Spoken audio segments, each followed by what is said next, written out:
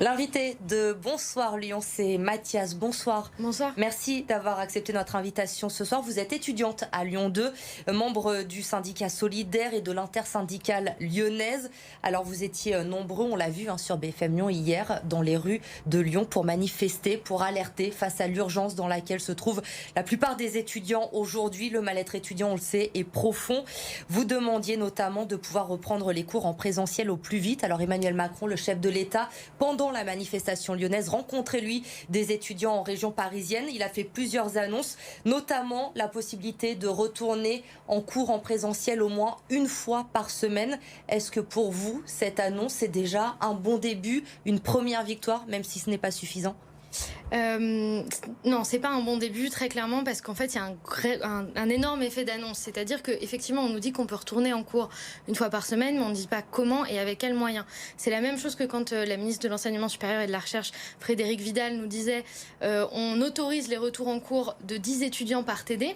Le problème, c'est début janvier, ça devait être mis en place début janvier. Tout à fait, ça n'a pas été mis en place et c'est logique parce qu'en fait, un TD, c'est 40 étudiants.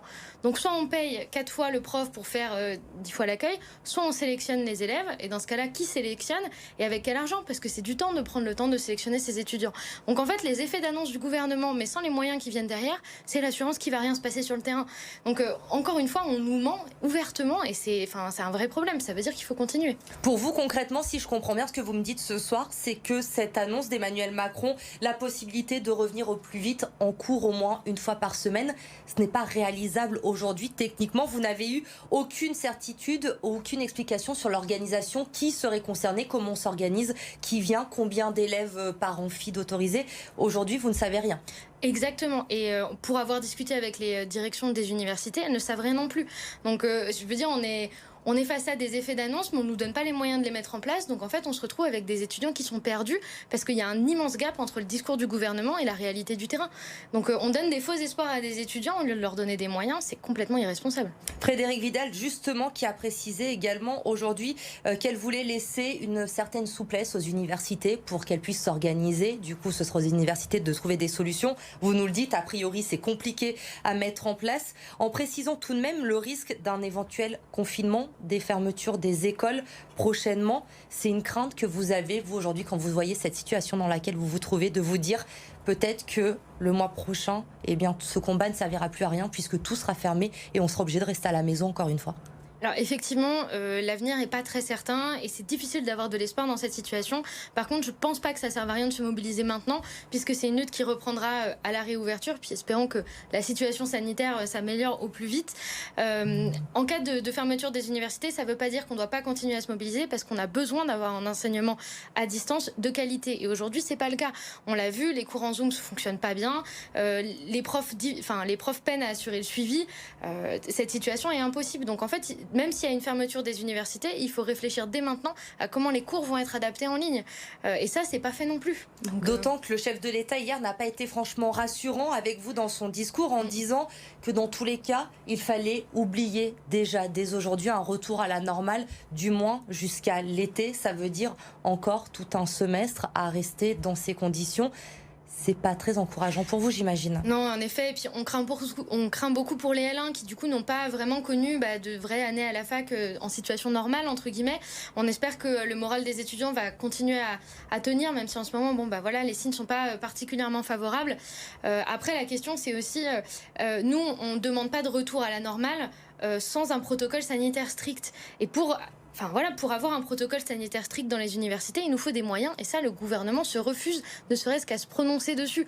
Donc on est très très loin en termes de réflexion de leur côté. On a l'impression, en vous entendant, que c'est un peu un discours de sourd finalement. Il y a des annonces, mais il ne se passe rien derrière. Ah mais c'est totalement ça. C'est-à-dire que tous les jours, on leur donne des solutions clés en main. On leur explique ce qu'on pense être le mieux pour pouvoir faire revenir le maximum d'étudiants dans les meilleures conditions possibles.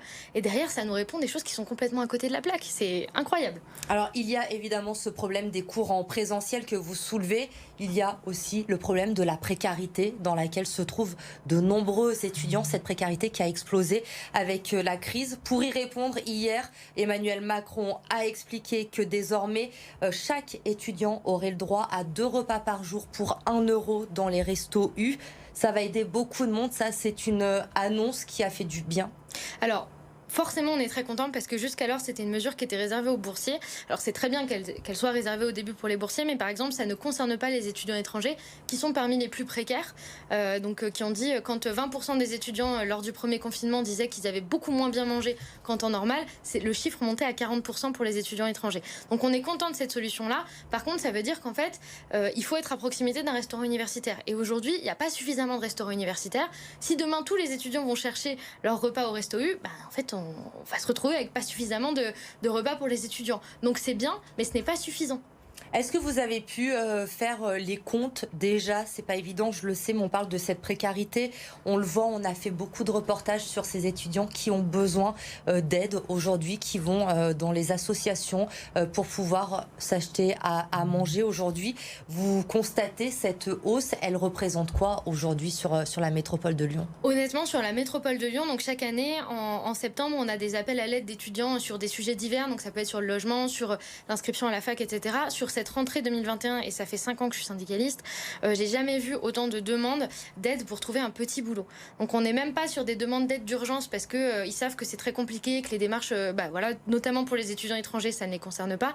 Mais on a énormément de personnes qui sont venues nous voir, nous, un syndicat étudiant, donc on n'a pas du tout vocation à trouver des jobs pour les étudiants, parce qu'en fait, ils ont besoin d'argent pour manger et pour payer le loyer. Et j'ai jamais vu autant d'étudiants dormir dans la rue. Là, on n'était pas sur des solutions, les étudiants dormaient chez des amis, trucs machin, c'était dehors directement dans des halls d'immeubles. Et ça, honnêtement, on a été dépassé par le nombre de cas et on en a eu une... Enfin, je peux même pas vous dire en termes de chiffres l'augmentation. Mais il y a une vraie explosion de ce phénomène-là cette année. On a été dépassé. Une vraie explosion et massive et sans solution, quoi. Et cette précarité, évidemment, ces problèmes d'isolement entraînent une santé mentale fragilisée des étudiants. On en parle beaucoup également. À Lyon, il y a eu 2 tentatives de suicide d'étudiants en seulement une semaine. Un chèque psy va être mis en place en début février par le gouvernement. Est-ce que vous en savez un peu plus sur la mise en place de ce chèque? Quelles sont les modalités? Est-ce qu'on vous a un petit peu expliqué déjà? Alors, on aimerait bien, mais le gouvernement ne nous donne pas beaucoup plus d'informations qu'à la presse ou au grand public. Ça veut dire qu'on se retrouve avec un chèque psy. On ne sait pas si c'est seulement pour les psychologues qui sont en service de santé universitaire, sachant qu'en service de santé universitaire, on a un psychologue pour 30 000 étudiants. Les recommandations internationales disent un psychologue pour 1500 étudiants. On est très en retard. Donc du coup, si on a tous un chèque étudiant, d'accord, on va pouvoir aller voir la psychologue du SSU. Enfin bon, elle va pas pouvoir recueillir tout le monde. Ça veut dire, pour combien de temps marche ce chèque étudiant? Si c'est pour une séance, ça sert à rien. Pour combien de temps va durer le suivi? En plus, pour avoir ce chèque étudiant, il faut d'abord aller voir un médecin qui ensuite nous prescrit ou pas un suivi psychologique ou un suivi psychiatrique. On a un problème d'ailleurs sur les médecins à Lyon. Si on n'a pas de médecin généraliste, avoir un rendez-vous avec un médecin, c'est très compliqué. Donc pour le moment, ça s'annonce pas comme une solution immédiate et certaine. D'autant qu'il y a un vrai problème aussi, vous le disiez, vous l'évoquiez rapidement, d'effectifs, puisque on le voit, ces difficultés pour les étudiants qui ont besoin de cette aide. Nous avons eu le témoignage justement cette semaine d'une étudiante à Lyon qui essaye depuis des semaines maintenant d'avoir un rendez-vous avec une psychologue. Soit les critères ne vont pas, il n'y a pas de rendez-vous, il n'y a pas de place. Finalement, on entend partout, nous sommes là pour aider les étudiants, pour les écouter. Et quand on va chercher un petit peu, on se rend compte que les étudiants n'y arrivent pas puisqu'il n'y a pas assez de monde pour les écouter aujourd'hui. Oui, c'est vraiment ça. On se retrouve avec... Et puis même, alors au-delà de la question de l'argent, imaginons qu'on peut se payer un psy qui n'est pas sectorisé et qui est pas du tout remboursé par la Sécu. En fait, les temps d'attente sont tellement longs, c'est affolant. Et puis en plus, c'est des professionnels de santé qui ont des spécialités. Donc pour trouver quelqu'un qui peut gérer les problèmes spécifiques des étudiants, on en a pour des semaines, des mois. Honnêtement, la situation là, elle est catastrophique. Si on n'a pas de l'aide du gouvernement incessamment sous peu, ça va être une catastrophe. Merci beaucoup Mathias d'être venu témoigner de cette situation alarmante pour les étudiants en ce moment dans la métropole de Lyon et partout en France. Merci à vous d'avoir été sur notre plateau ce soir sur BFM Lyon.